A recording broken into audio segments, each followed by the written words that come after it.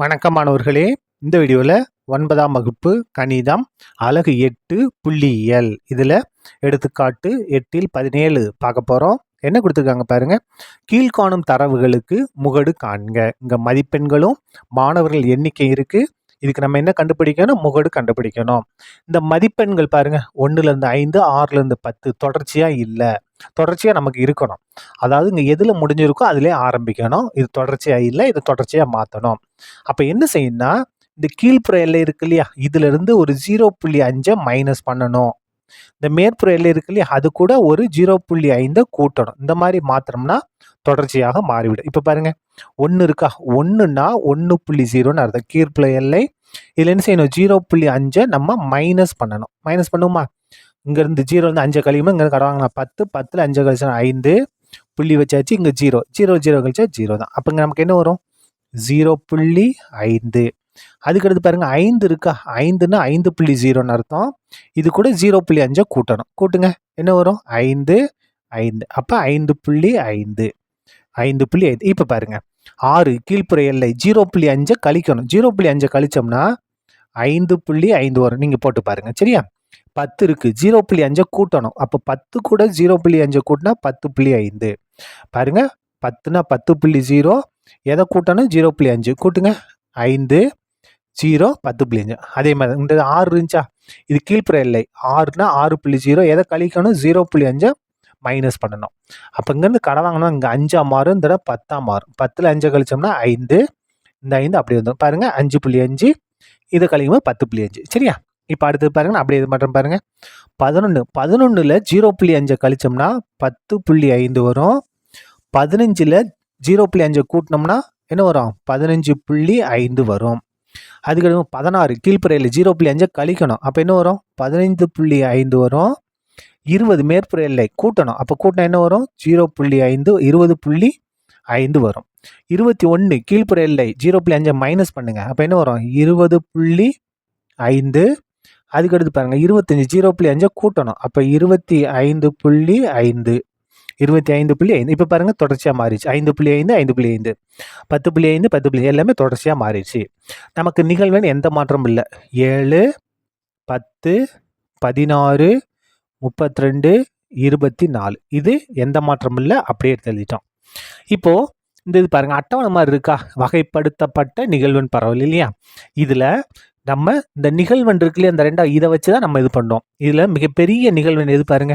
32 தான் மிகப்பெரிய நிகழ்வெண். அப்போ இதுக்கு இணையான மதிப்பெண் என்ன? 15.5லேருந்து 20.5. இதுதான் என்னது? நமக்கு முகடு வரக்கூடிய பிரிவு. 15.5லேருந்து 20.5க்குள்ளே நமக்கு முகடு கிடைக்க போகுது. அப்போ இது வந்து என்னது? எஃப். சரியா? இந்த முகட்டு பிரிவு இருக்குல்ல, எங்ககிட்ட எழுதிடும் பாருங்க. முகட்டு பிரிவு, முகட்டு எதில் வரப்போகுது நமக்கு? 15.5லேருந்து 20.5க்குள்ளே இருக்கும். இது வந்து எப்படி எடுத்திருக்கோம்? மிகப்பெரிய நிகழ்வெண்ணை பெற்றுள்ளது எது? இதுதான் முகடு. அப்போ இதுதான் முகட்டு பிரிவு. இப்போ பாருங்க, இந்த முகட்டு பிரிவில் இந்த 15.5 கீழ்ப்புற எல்லை இருக்குல்ல, இதுதான் எல். எல்லோட மதிப்பு என்ன? 15.5. எஃப் பாருங்க, நிகழ்வெண் 32. எஃப் 1ன்னா பாருங்க, இந்த நிகழ்வெண் நம்ம எடுத்திருக்கோம்ல, இதுக்கு மேலே இருக்கக்கூடியது F1, இந்த எஃப்க்கு கீழே இருக்கக்கூடியது F2. இதை மட்டும் கரெக்டாக எடுத்துட்டா போதும். அப்போ F1ஓட மதிப்பு 16, F2ஓட மதிப்பு 24. இப்போ சி வேணும். C9 என்னன்னா, இதை நம்ம மைனஸ் பண்ண போகிறோம். அதாவது பெரிய எண் 20.5லேருந்து 15.5 மைனஸ் பண்ண போகிறோம். 20.5லேருந்து 15.5 மைனஸ் பண்ணுங்க.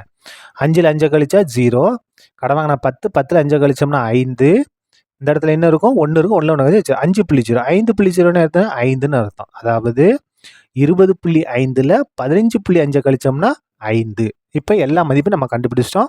அப்படியே ஃபார்முலா பிரதிலாம் பாருங்க, முகடு கண்டுபிடிங்க. ஃபார்முலா பாருங்க. எப்போ வகைப்படுத்தப்பட்ட பரவலுக்கு இதான் formula. L + F - F1 2F - F1 - F2 × C. எல்லோட மதிப்பு பாருங்க, 15.5 ப்ளஸ் F பாருங்க 32 மைனஸ் F1 பாருங்க 16 பை 2 × F. 2 F. Fோட மதிப்பு எத்தனை? 32.